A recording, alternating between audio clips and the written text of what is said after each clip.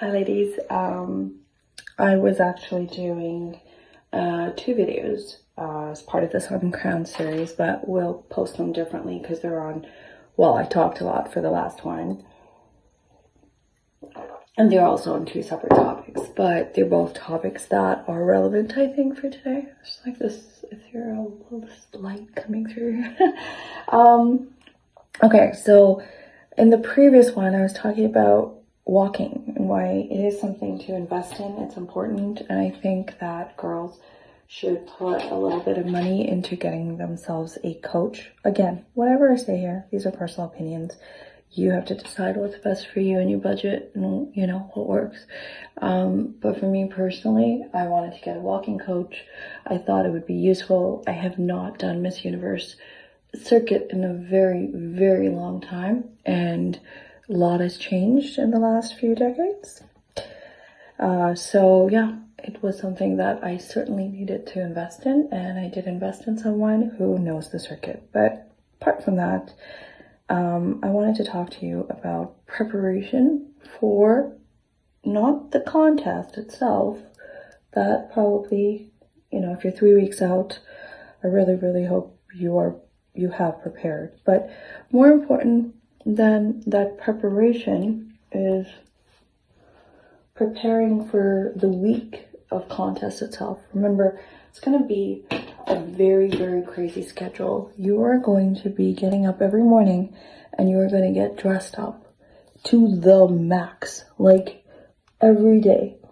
And so they're not going to have,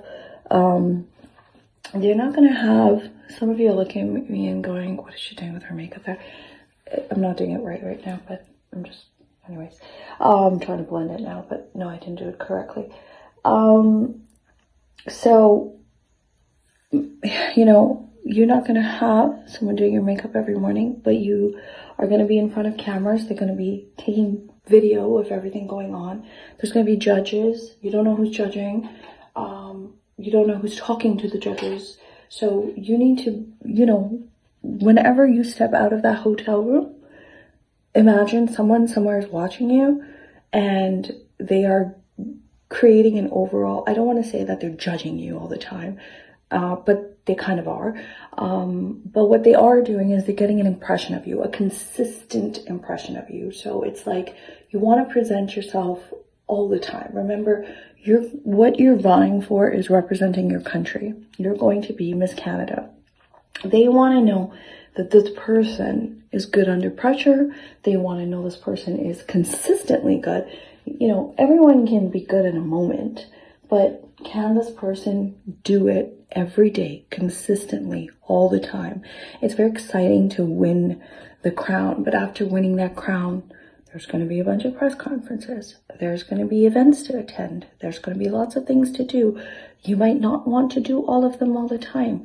You might need to be putting off one thing for another. You might go sick, unless it's something severe, but you're not feeling your best. How are you going to react? That's what they're looking for, all those things too, right? So every time you leave that hotel room every day, and this year, you know, they're very excited about it, and it's a wonderful thing that they're doing is that they're extending out pageant week by an additional 2 days. But that's also scary, because if you've ever been to pageants, you know it's a very gruesome schedule. To run that for 9 days, it's a lot. So, you know, keep that in mind when you're when the weeks leading up to pageant week. I know everyone's like trying to get their beauty sleep in, and you should get your rest in, but you shouldn't get too much rest, to be honest. And the reason you shouldn't get too much rest is because if you're someone who doesn't know how to hack it on 5 and 6 hours of sleep, you're not making it through pageant week. Because that's about how much sleep you're going to get. By the time you're done your day, it's close to midnight, if not midnight. And then you go back to your room, and you probably have to like prep some for the next day, take a shower, get your hair prepped or skin routine, whatever it is that you're doing. So let's imagine that, you know, you're really, really productive and you get that all done in under a half hour, and that you and your roomie's not going to gab at all. Let's say that's the case, right? If you go to bed at 12:30, the earliest, or yeah, the latest you're getting up, the absolute latest, is 6:30. I don't know who's going to get up at 6:30. I need more than a half an hour to do my day in the morning if I'm getting fully dressed. So let's imagine that it takes you an hour. You got your routine fully packed down. So it takes you an hour to get ready in the morning. That means you have to be up at 6 o'clock. So if you're going to bed at 12:30, and getting up at 6 o'clock, you're working on 5.5 hours, 6 hours tops. But let's not say that. Let's say 5.5 hours of sleep. That's how much sleep you're getting every single day for entire pageant week. And you're not resting the rest of the day. You have activities, and you have galas, and you have interviews, and you have costume competitions, and you have events with sponsors. So you have to be on all the time. And you have rehearsals. So you get up in the morning and you go for breakfast at 7, but you're out of your room already. So, you're out there. So you really have to get ready and everything before that. Go down for breakfast. Maybe you've, set your hair in rollers or something like that. Or maybe you can go back to your room and you can get a little bit of a workout in if, you don't take that whole hour of breakfast. But most of the time, once you're out, and then you're going the whole day. And you might get like a few breaks in between. Like they might, tell you go back to your room and rest up a bit and, do your makeup for the next event. So you'll get like obviously little breaks like that.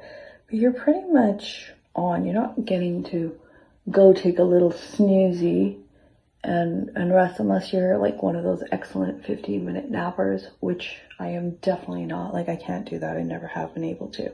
So if you're able to do that, like you're blessed. Good for you. And maybe you can catch in, these little 15-minute windows here and there. But for most part, that's not happening. And so it's very tiresome. You have to learn how and when to conserve your energy during the day. And you also have to know that you're going to be running on low sleep. So my advice is practice for this. Don't go in as a freshie. Practice for this by getting up at the time you will be expected to get up. Also, don't forget, if you're coming from the West Coast like I am, there's a 3-hour lag, right? Time difference. So when you get there, you want to pop some melatonin and reset yourself the very first night. And the very first night is usually gala night. So, but yeah, you are even extra at a disadvantage given the time change. Okay, so worth it to get in a day or two early for that reason, to readjust yourself. I'm someone who travels constantly. I literally bounce around the globe, and I will tell you, I sometimes find it easier to do the time difference when it's a big time difference, like 14 hours, 15 hours like that. If I'm going to the other side, can reset your system easier than when you have to do resets like of 3 hours. Sometimes that's even harder. So remember that, when you're on the West Coast, you're behind. So when you're getting up at 6 in the morning over there, it's 3 a.m. here. So you're really throwing your body for a loop. And when you're doing that for 1 day or 2 days, you could hack it. When you're doing it for 8, 9 days like that, and it's a high stress situation and lots of activities, not as easy. So you want to practice that. So my plan is, and it's not worked out so well, I wanted to start this plan 3 weeks out. We are 3 weeks out. Today, of course, I'm up at 4:30. Mostly because I have my coaching with someone who is not here. He's overseas. So this was the only available schedule he had, the time slot. So I had to take 6 a.m. in the morning. I had to be up at 4 to wake up 4:30 to do my makeup and be presentable. And you may be like, well, why are you doing your makeup? I'll tell you why I'm doing my makeup. I'm doing my makeup because I'm not someone who, I wear makeup, but I don't do a lot with my makeup. I'm not a creative person. And again, remember, you're going into pageant week, which means that you have to present yourself every single day. You have to present yourself, and you want to present yourself well. You want to know your angles, and you want to be able to put on a fresh face. And you want to do different looks for your face and things like that. So you need to practice that as well. And I don't have a lot of practice because I do this one look. Doesn't tend to have a ton of makeup because I mostly live in hot weather by the beach. So I don't put on a lot of makeup. Pageant makeup, again, is different. So you need to present yourself well. Like I told you, consistency is important. So I get up every day now and I put on a full face of makeup because that's what I'm going to be expected to do pageant week. So I might as well get into the practice of it now, get to know my face as well so I know what looks good, what doesn't. I'm shooting a lot more videos so I can look back at the video and say, oh, my makeup looks good there. Oh, hair, not so great. You have to take care of your hair. Makeup I've got down, makeup with enough practice, it'll come back to me. I'll get a couple of looks under my belt, I'll be okay. Hair, not so much. So you need to be able to emulate what you're going to be doing all of pageant week. And so it's important to get up every day early, go on less sleep. I'm not telling you to go on like 4 and 5 hours from, a lot of weeks, but try it. Try to see what you're going to be like if you do that a couple of days in a row and whether you're going to be able to hack it. During pageant week, I was told, I'm going to repeat this, I was told that at least 10 girls end up dropping out by the end of the week. They don't make it to the finals. Not because they don't want to. Who gets all the way to the pageant and says, I don't want to do this? Very few. You do it not because you want to, it's because something happened. And what happened is, energy-wise, physically, mentally, all of it, girls start to get sick. It's a lot, so don't get sick pageant week. Practice. Take your nutrients. Drink lots and lots of water. Here's another one. Walk around in your heels, okay? I went to the mall in my heels. That's right. I wore those Chinese laundry nude heels all over the mall. I wore it because that's what you're going to be doing. Pageant week, you're going to be in heels all the time. So don't just be like, I'm going to put these heels on and do a couple of runway walks. No. Go live in your heels for a couple of hours at a time every day. Emulate pageant week before pageant week gets you. Okay, so get up early, go on less sleep, not a ton of less sleep. You don't want to look horrible going to pageant week. I don't want to look like, with bags under your eyes and things like that. But try to see if you can function under less sleep. Do your hair and makeup every single day so that and you're prepped for it and you get faster too, right? Your hands get faster the more you do something. Walk every single day in your heels. Make sure you keep those heels on so you're not dying pageant week. And then see what your weaknesses are. See where you're struggling so that you can work on that pre-pageant week. So I would say start 3 weeks out, that prep. Start that 3 weeks out and go from there. And just little tiny bits the first week, maybe a little bit more the second week. Third week, you're an old hand at it. So by the time you get pageant week, you got this. Okay, so I don't even know what time it is because I'm videoing this and I'm probably have to go down there and stretch out my muscles and get ready for my walk class. But it's going to be fun. Okay, it's going to be so much fun, but it's going to be so much more fun if you're prepped, I think.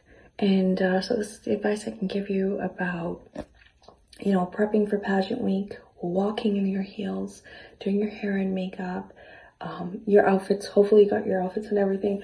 You're not trying to guess that every single morning. And if you're someone who's been working out, you probably have to fit in a little bit of a workout too. Like for me, I get a bit sore and I get a bit tight if I don't work out. Not a ton, like I'm not some fitness guru or anything, but I do need to get my stretches and everything in there. You'll be getting a fair bit of like rehearsal training, but that's not the same as like if you're someone who does a lot of hot yoga or someone who lifts weights, then you probably want to like factor some time in for that and not just drop it all together. So you need to make time for that too. I know I was told that, you know, some of the former queens who come here for regionals, they were making it to the gym at some crazy hours of the night to get in their workouts. So it just gives you an idea, you know, the level of commitment that some of the girls have. And that's what really separates the winners. You know, wanting it is just one thing. Working a little bit for it is another. But like, there are girls who are like full on going out to do this, and there are girls who have come back 1, 2, 3, 4 times. Remember, they have that experience, that lived experience that you may or may not have depending on who you are. So, you know, at the end of the day, a lot of times people are surprised by who wins. I know I was surprised the first time I went into my first pageant. I'm like, really? She won? Like, you know, I thought like I had it in the bag. I didn't have it in the bag. But now when I look back, I'm thinking, how much time did I put into it? Yes, I had a very warm reception going into it. I seemed like a fan favorite and all of those things. Not seemed, I was a fan favorite. But how much time did I put in it versus some of the other girls? How bad did they want it? How much did they work towards it versus how much did I work towards it? And if we're all being honest here, I went in resting on my laurels. I went in, I was a fan favorite. I had a lot of like just innate strengths about me, but I didn't really develop those strengths. I didn't put the time in. So this is my go at it, where I'm putting the time in, not just resting on my laurels and saying, oh, well, you know, I'm a good speaker, or, you know, I'm pretty confident and that's going to come through and the judges are going to pick up on that. And of course I should be the queen. And, you know, that brings me to another thing, and I probably should create a separate video about this. On one side, you'll have the girls who have no confidence and their confidence builds up slowly.